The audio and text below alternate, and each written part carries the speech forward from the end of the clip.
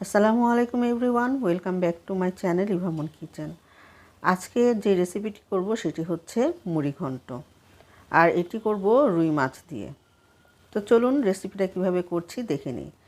তো এর জন্য এখানে কড়াইতে সরিষার তেল আর পেঁয়াজটা দিয়ে আমি একটু হালকা ভেজে নিব।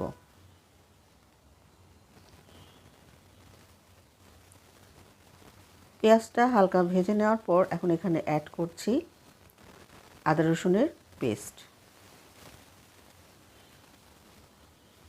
আদা রসুনের পেস্টটাও একটু ভেজে নিব তেল পেঁয়াজের সাথে।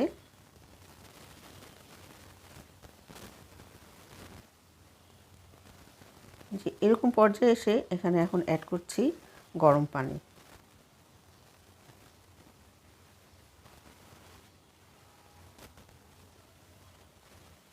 তারপর এক এক করে এখন এখানে অ্যাড করব মরিচের গুঁড়ো,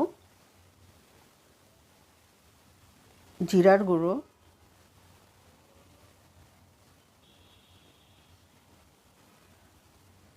এটা দিয়ে একটু হালকা ভেজে নিব। তারপর অ্যাড করছি লবণ স্বাদ মতো।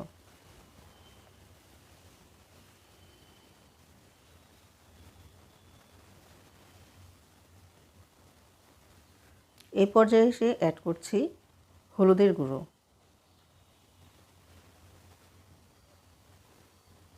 আর দিয়ে দিলাম কিছুটা গরম পানি, যাতে করে মশলাটা তলানিতে লেগে না যায়।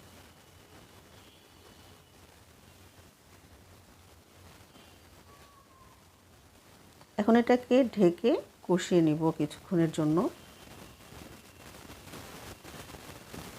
এটা 5 থেকে 7 মিনিট কষিয়ে নেওয়ার পর তেলটা কিন্তু উপরের দিকে উঠে এসেছে। এখন এখানে অ্যাড করছি রুই মাছের মাথা আর হচ্ছে লেজ। মাছটা কিন্তু ভালোভাবেই আমি ধুয়ে নিয়েছি। এখন এই মশলার সাথে মাথা আর লেজটাকে ভালোভাবে মিশিয়ে নিব।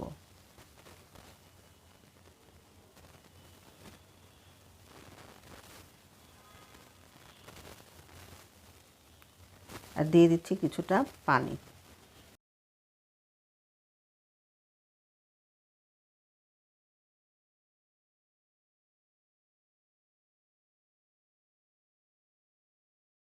খুবই সাধারণ ও সহজভাবেই কিন্তু আমি আপনাদের সাথে এই মাছের মুড়িঘণ্ট রেসিপিটা শেয়ার করছি।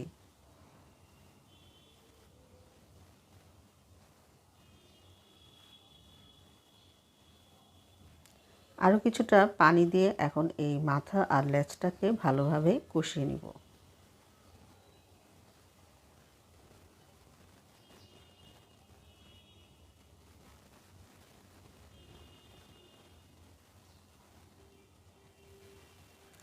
তো কষানো হয়ে গিয়েছে, এখন এটাকে একটু নেড়েচেড়ে তারপর উঠিয়ে নিব।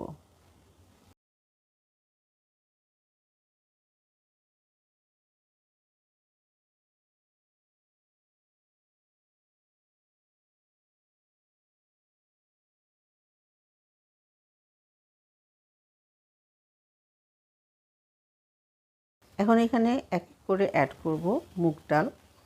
মুগ ডালটা কিন্তু আগেই ভেজে রেখেছিলাম কাঠখোলাতে, তারপর এটাকে ধুয়ে নিয়েছি। মুগ ডালটাকে একটু হালকা ভেজে নিলাম। তারপর এখন এখানে দিয়ে দিচ্ছি মুসুরির ডাল।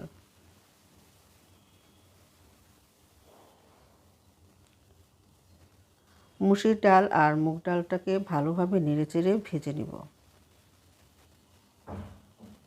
দিয়ে দিচ্ছি স্বাদ মতো লবণ।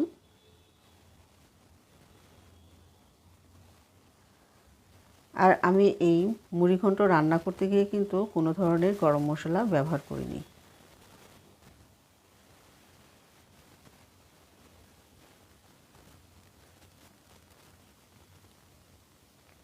পানিটা দিয়ে আবার একটু নেড়েচেড়ে দিব।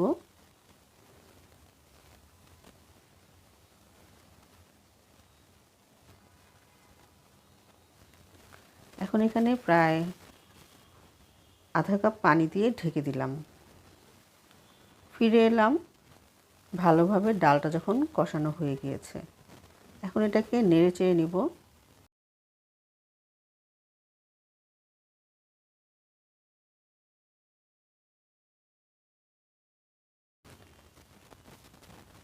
মাছের মাথা আর লেজটা দিয়ে দিলাম।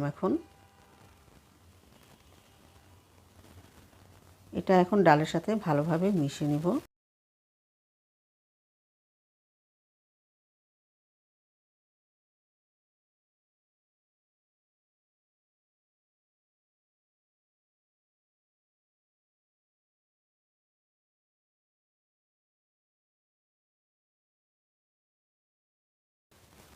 এখন এটা ঢাকনা দিয়ে ঢেকে আরও কিছুক্ষণ কষিয়ে নিব।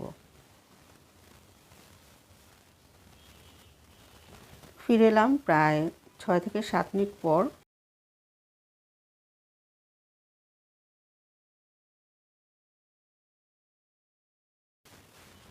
এটাকে ভালোভাবে আবার একটু নেড়েচেড়ে নিচ্ছি।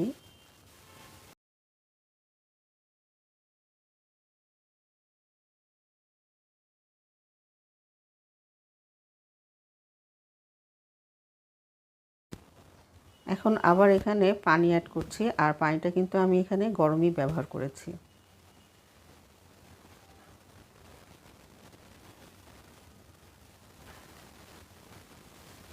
এখন এখানে দিয়ে দিলাম স্বাদ মতো কিছুটা কাঁচামরিচের ফালি আর কিছুটা লবণ দিয়ে ঢেকে দিয়েছিলাম। ফিরে এলাম এটা যখন ভালোভাবে বলক তুলে এসেছে সেই পর্যায়ে। এখন এটাকে আরও খানিকক্ষণ নেড়ে নিব।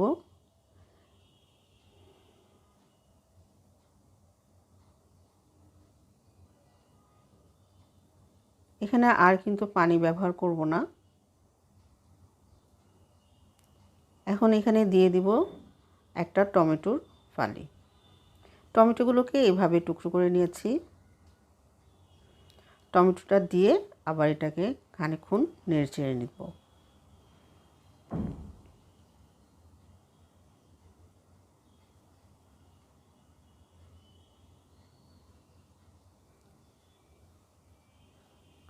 এখন এটাকে আবার ঢেকে দিলাম।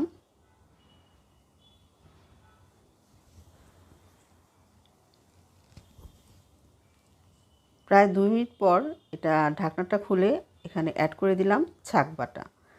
ছাক বাটার একটা রেসিপি আমার চ্যানেলে দেওয়া আছে, আমি এটা লিঙ্কটা ডিসক্রিপশন বক্সে দিয়ে দিব, আপনারা চাইলে দেখে নিতে পারেন। তো এখন এটাকে আবার ঢেকে দিব।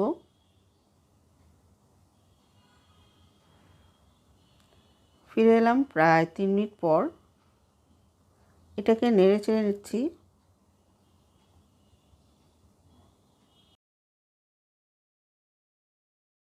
এটাকে আবার ঢেকে দিয়েছিলাম।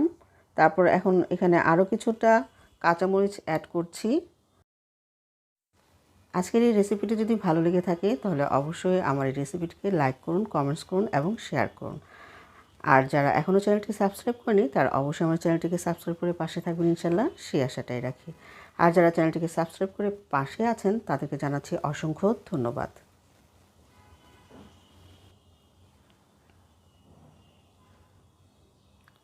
আর এখন উপর থেকে দিয়ে দিচ্ছি ধনিয়া পাতার কুচি।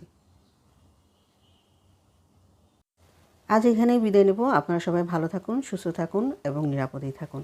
আর আমাদের জন্য অবশ্যই বেশি বেশি করে দোয়া করবেন, যাতে করে আরও ভালো ভালো সুন্দর সুন্দর রেসিপিগুলো খুব সহজভাবে তুলে নিয়ে আসতে পারি আপনাদের সামনে। আল্লাহ হাফেজ।